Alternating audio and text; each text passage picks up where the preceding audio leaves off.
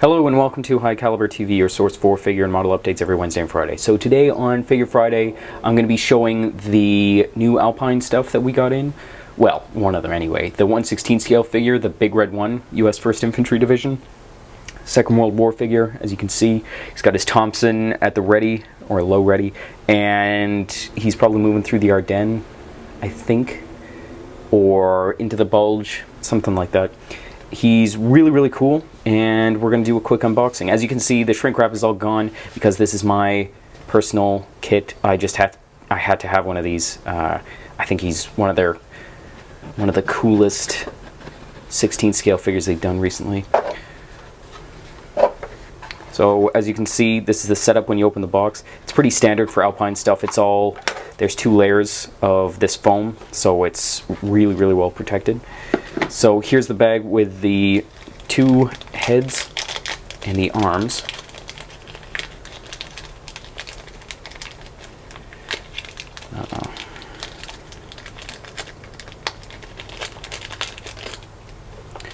So for me, whenever I get a new figure, I've got to take a look at the quality of the facial features, and from what I can tell, this is no different from what you're used to from Alpine.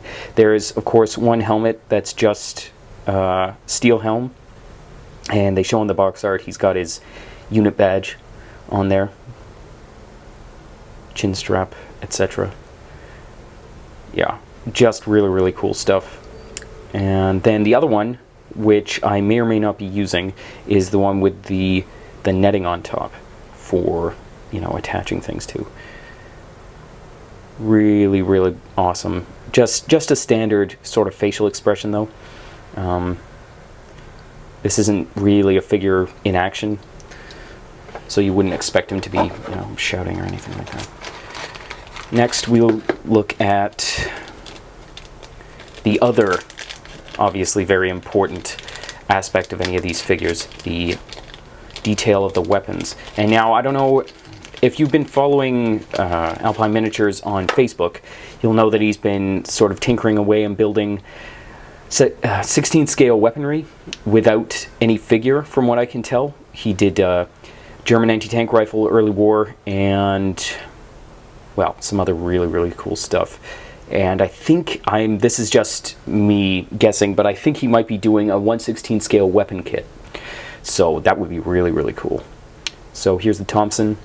I'm not sure if this magazine is the short pattern or the standard sort of extended pattern, but Second World War weapons are really not my forte. I can sort of pick them out in a lineup, but I can't really talk at length about them. As with most of the 16 scale stuff, the hands are already molded on, and these are done really well, as usual. His hand's almost covering the ejection port, which I've heard can be quite problematic, but not quite. So he's still in the green. Yeah, not too much cleanup on these. As you can see, there's a little bit of flash, but that's like you scrape that away with the flat of a knife. The typical sort of casting block setup here is really good, because if you found, a lot of times manufacturers will put the casting block just flat across the top or something like that, because that's, I don't want to say lazy on their part, but it sort of is.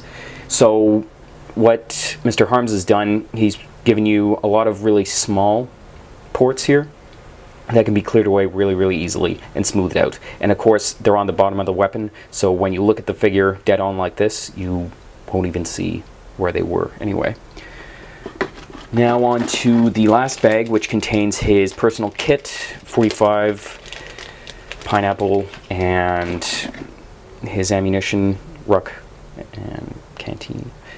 So this stuff is awesome as always. I do appreciate it when a figure manufacturer gives you just the right amount of equipment, like they don't sort of laden you and the figure with an unrealistic amount of equipment, because I find a lot of the combat photos you'll see, the soldiers don't run and gun, as it were, with full marching order equipment on.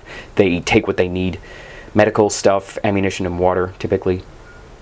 So yeah, these also, as with all the Alpine stuff, have really convenient and very, very snug connecting ports for the various pieces of equipment that reference to a specific point on the body. Now, if you're planning on taking these and changing them around, putting them on some other figure, maybe even putting them on a ground for a different vignette, then you can clear those away really, really easily, as you can see.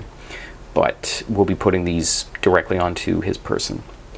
Last but not least, the two-part torso leg portion of the figure. Now, there are two very, very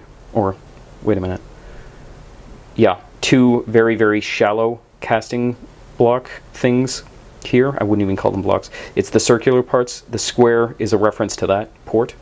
So once you clear away the circle, you'll get a really, really snug fit here.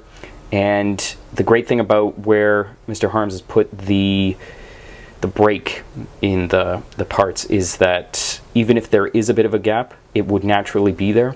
But, you know, even if there is, you can still fill it in with a bit of crazy glue gel or some liquid green stuff, etc. So yeah, really, really sharp, really cool stuff. No casting imperfections that I can see off the top. This is the first time I've opened the kit, so I'm making my own personal assessment. But yeah, looks really, really good. Really, really cool stuff. And I think he's got the pin of the grenade molded on there. Yeah, that's what it looks like. Very cool, very cool. So the last part here, which I may or may not actually be using on mine, is the straight sling. Now, I've had some questions about how to manipulate resin when it comes flat out like this, and it's obviously supposed to be bent.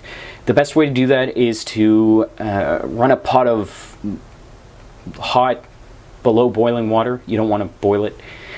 And then submerge this once it's been broken from the casting block, obviously, and cleaned. Then you put it in for a few seconds, draw it out, and it should be malleable. You don't want to leave it in too long or else it will probably melt. So you want to keep an eye on that. Probably put it in a cooking spoon or something like that, just so you don't lose track of it. And then you can bend it to your heart's desire. What I probably will be doing is cutting away the detail parts and creating a separate sling out of either masking tape and glue or maybe even some metal foil, as I've done in the past. And I think that would be pretty cool, because I still want the detail from the buckles and the connecting ports to the weapon. So yeah. So thanks very much for watching. Yeah, the other thing that I got personally in the order is this crew. If you haven't seen this crew or you haven't got your hands on it, I'm telling you right now, if you've got a late war German vehicle, this is what you want. I had to stop myself from picking one up in our last order because they sold so rapidly. So what I'm thinking, and let me know what you think about this in the comments, I was thinking a Dragon L70 tank hunter, or maybe one of the Hitler Youth Panzer IVs with the Zimmermann on it. Maybe even my King Tiger. I don't know. Probably the King Tiger, because that's the only kit of the three that I mentioned that I have. But an L70, I do love L70s, so you know, we'll see about that. But I am super eager to get these guys onto basically anything that I can. I think they're some of his best that he's done, and yeah, absolutely love them. So thanks very much for watching. Check us out at highcaliberminiatures.com for these figures and many, many more like them. Check us out on Facebook, Pinterest, and Twitter for the usual stuff, workbench, and daily stock updates. Thanks very much for watching, and I will see you next time.